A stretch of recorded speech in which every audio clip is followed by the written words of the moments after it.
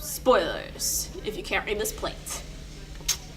Hi, I'm Devorah Roberts, senior editor of the Towerlight. I'm Ashley Bell, videographer of the Towerlight. And we are here to bring you a new review called Once Upon a Review, because we're reviewing Once Upon a Time and we thought it was clever. It's not clever. It's the first thing everybody thinks of, but we don't care. We thought it was good. And we have this pretty graphic. Season 4, episode 1 was called A Tale of Two Sisters, I believe. Maybe. And it is about Elsa and Anna. But not really, because it's also about a snow monster that comes to the place, and it's about Regina and her anger over Marianne. And it's about Hook and Emma, and it's about Rumpelstiltskin and Belle. And it's about everything. There was just too much in this episode. Coming off last season finale, which was awesome. It had so much character development the whole season. You really started to care about people. It was intertwined really well, I thought. Yeah, it ended on a really happy note, except for Regina. So it was hard to start the season, I feel like. Mm-hmm. But okay, so what I love about Once Upon a Time is how it takes the classic stories we know and love, and then it like throws it against a wall and picks up pieces and makes it a whole new story. And they didn't do that. They didn't do that with Frozen, at least not so far. All they did was say, hey, it's exactly like the movie, but we're going to talk about parts that you don't know enough about, like afterward, or that part with the ship. Yeah. And that's it. And we're not going to mess with any of the canon. They're basically just capitalizing on the commercialization of Frozen. Which I understand, but also for the fact that it's been so long since Frozen actually came out, and most people are over it by now. Mm-hmm. Like me, I'm a little tired of it, so now I'm like, more of it, and it's not even a new thing on it. It's kind of boring. Yeah.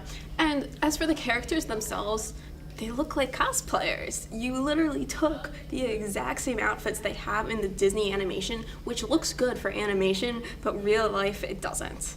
Yeah, I mean, because you could have, I think Anna looked better than Elsa. Really? I thought she looked worse. She looks like a Disney doll that like wandered around. Well, I just Disney felt like World. Her clothes were a little bit more. I thought her makeup was just, I don't know.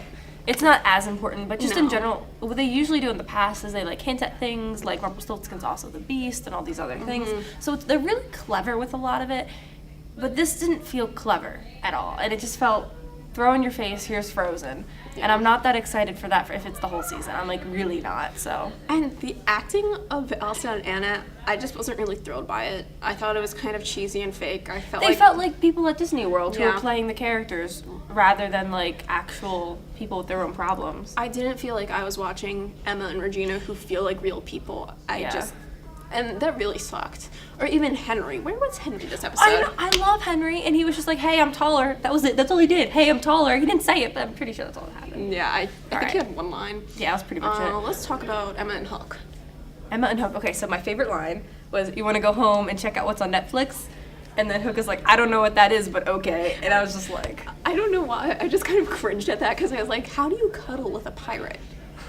Like, how do you watch Netflix and cuddle? I mean, Edward Scissorhands had his life. That's true. I think one hook hand can be taken off and he'll be fine. Okay, but what if he needs the popcorn and like he has to hold the popcorn and he only has one hand to hold the popcorn? You can't put the popcorn on the couch and just like hit your hand in? Well, isn't it just more, just hold the popcorn like this and then you go, nom. Okay, that's semantics anyway. You throw it up in the air, I don't know. It's gonna be okay. Emma in general, this episode, I liked her, but again, I never feel like they don't ever give her enough to do.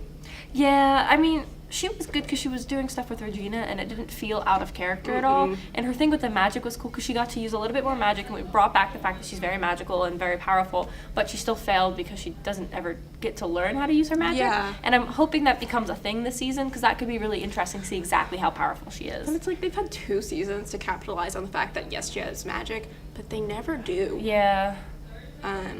Okay, so I don't really have much else to say about that storyline. Yeah, there's not really much going on. Henry doesn't know, so hopefully that'll be a thing. I don't know. Henry will come back eventually. Even though, because he was one of the main characters in season 1, right? It's like the only reason any of this is happening. Right? Anyway, Regina, I'm bored by her evil plotline. Yeah, honestly. I'm just like, stop going evil. Stop it. Stop. I mean, it's cool that, what's-his-face is back. Sydney Glass. I mean, it's nice because it's like, oh wow, there's not only white characters on the show. Yeah, I never liked his character that much. Yeah, he's boring. He is pretty boring. He's pretty one-dimensional considering he's a mirror. I don't really have much to say about it. It's just that I wish they would stop just making her flip-flop, and I wish they would take her character to develop. One like thing they I were really going to. did like with her character was that she realized that her enemy wasn't Marion, and that it was a bigger picture. So that was a step forward for Regina, and they didn't completely just throw her back to, okay, I have one person enemy at a time, it's all your fault, this is your fault. And it was more like, okay, there's other bigger magic I have to defeat, which feels to me like characterization and development. So I was proud of that, but it still felt like a step backward because she was so intensely focused on it rather than on other things. Speaking of step backward, Rumpelstiltskin. What is going on with that? I just didn't understand any of that. His entire thing at the grave was like exposition, exposition, exposition. Let me tell you about everything that happened and what I'm feeling and what I'm thinking because I'm speaking to a grave, and that's how that works. Can I just touch on that really awkward dance scene between Belle and Rumple? Yeah. I don't like the Belle-Rumple relationship. It grosses me out. The age difference doesn't gross me out. It's not the age difference, it's how he treats her. Yeah, definitely. Can see that. I mean, I still sort of ship them because the show does a good job at making me want to. But I also am totally on your side on the fact that, like, he should treat her better. Yeah, he should treat her better. Belle should stick to having her own character, which they have done somewhat in the last couple seasons, but not enough. I'm worried that they're just not going to do that this season, and it's always that her plot lines are tied to Rumple's, which, if you look at Emma, who's our main protagonist, her plot line is her own, and it's the same thing with her love interest at the moment, Hook. He might have plot lines tied in with Emma's, but it's generally his own, and it's his own character. And that's one thing I really like about the show is how they treat female characters in general, because they don't just make them side objects to men. They have their own things that go on, and that's really cool. But so Rumpelstiltskin's just kind of like, ugh, I just feel like I'm not going to like his storyline at all this season. You know what I'm praying for? That Elsa is not somehow magically related to Henry. Because everybody's related to Henry. But it's gonna happen. She's gonna be like the long lost niece of Rumpelstiltskin because it all goes back to Rumpelstiltskin. Ugh. Probably because he's one of our best actors. But even He's definitely a better actor. But you know, none of them are bad actors. Maybe Sydney. But he's better in other shows. He was on Breaking Bad, and he was a powerful villain then. I just don't. They don't give him enough to do on the show, and I think that's why he's not that great. But I don't know. They don't give him very good dialogue. Can we bring Mr. Grasshopper back? Mr. Grasshopper? You mean Jiminy Cricket? Yeah, I love him. He's the best. I don't know. Maybe he's a cricket now, isn't he? Or is he still a person? Archie? Archie, what are you? I don't know. I haven't seen him in 3 seasons. Or Ruby. Ruby. She was in season 3 a little bit. She was like gone for a while and then came back. Yeah, I think she went off to her own show. She was back at the very end. Was she? Yeah. I don't remember. That's how important it was. Oh, whatever. I don't know what's happening with most of the characters. Yeah, I want to talk really quickly about that thing you mentioned about Regina and the book and how she's like, I need to find the author. I'm a little worried about what they're gonna do with that. Yeah, like who's gonna be the author? Is it gonna be Rumpelstiltskin? It could be Henry. It could be Henry, but even then I feel like that's gonna be some weird time travel, but they've already had time travel. Well, not even time travel, but you know how like the whole thing with like Neverland was like in their mind? It could be sort of like that, but I feel like that destroys half the show though, because I feel the Enchanted Forest is supposed to be a specific place. Yeah. So I agree, I don't feel like it should be him, but I'm just trying to think of what they might do with it. But one other thing I wanted to talk about was Robin. His choices in the show, because I thought they were awesome.